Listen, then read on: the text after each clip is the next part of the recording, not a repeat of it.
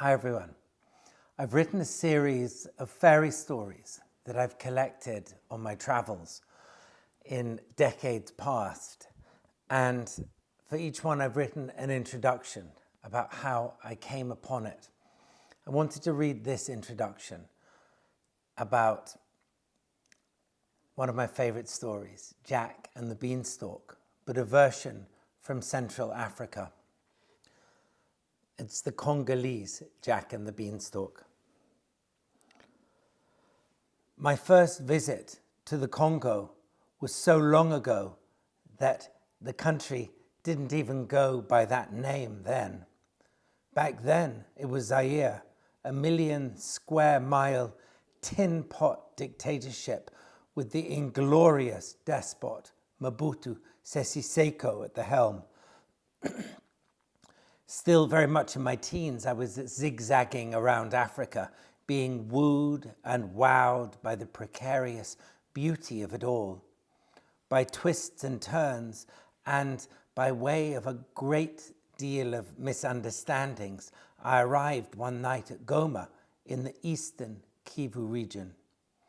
Tucked in the shadow of the live Nyiragongo volcano, Goma was a forgettable place where everyone seemed to live on grilled tilapia fish, green bananas, and big brown bottles of Primus lager. On the second evening there, I found myself in a back street bar with a fellow backpacker. His name was Dirk, ruddy-faced, blue-eyed, tall, and unmistakably Dutch. He said he was traveling around the equator by land. I asked how far he had gone. As though measuring a distance between two fixed points, Dirk held up his index fingers. About that much, he said. Where's next? After Zaire, I asked him.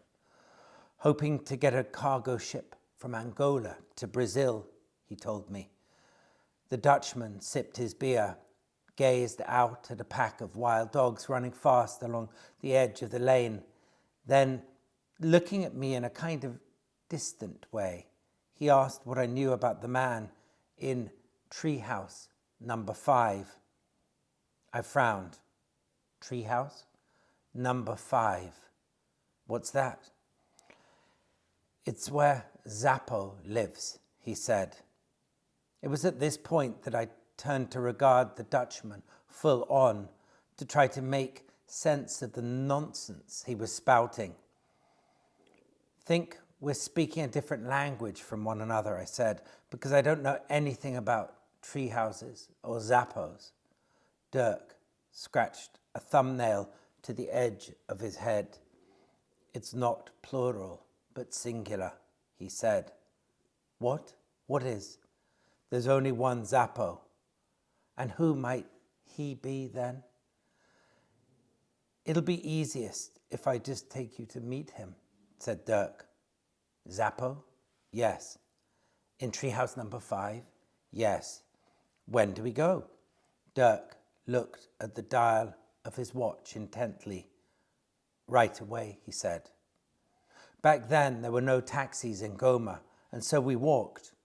The ground was ochre red, and even though the volcano was quite a few miles away, the air was scented with sulfur. I've got a feeling that I'll never come back here, I said.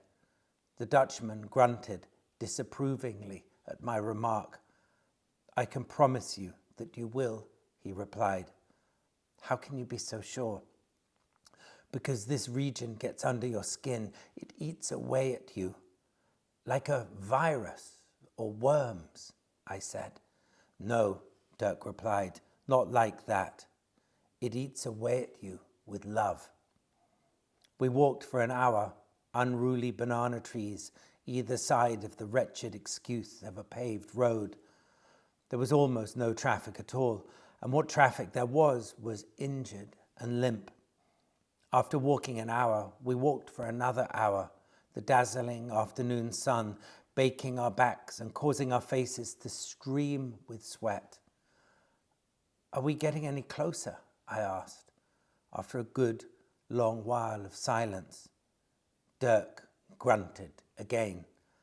Although I hadn't known him long at all, I had marked him down as a grunter, as the kind of man who had thin European lips and who only really said anything at all when it was really necessary. I was just about to ask whether the grunt was an affirmative one or a negative one when the Dutchman stopped in his tracks. Tilting his head backwards, he pointed to a tree. "That's where Zappo lives," he said. I screwed up my eyes, blinded by the interminable sunshine. Halfway up a towering tree, I spotted a rudimentary platform. "Treehouse number 5, I whispered. Dirk let out another grunt, and as he did so, he paced fast to the foot of the tree. A short while later, I found myself sitting cross-legged on the platform and well out of my comfort zone. Sitting beside me was the Dutchman, and beside him was a curiously wizened man in a tattered t-shirt and shorts. He had no surprise at all for our sudden arrival. I gave my name and Zappo gave his. "Where are the other 4 tree houses?" I asked him. Zappo shrugged. "All around here," he said. "The forest is full of them." I explained to Zappo that even though I looked like an ordinary backpacker, I was in actual fact an adventurer with a precise purpose. "Are you going around the equator too?" he asked. I shook my head. "I'm more interested in the underbelly of culture," I told him. It sounded good, even though I wasn't quite sure myself what I meant by it. "Legends?" asked Zappo, his curiosity piqued. I nodded. Yes, legends and folk tales. "Good," said Zappo. "Very, very good." I seemed happier than happy could be. "Is it good?" I asked him. "Yes." "Why?" "Because I have something for you." "What?" "Something to tell you." "What?" "A story about a man and a tree." And that's how I came to hear the story of the Congolese, Jack and the Beanstalk.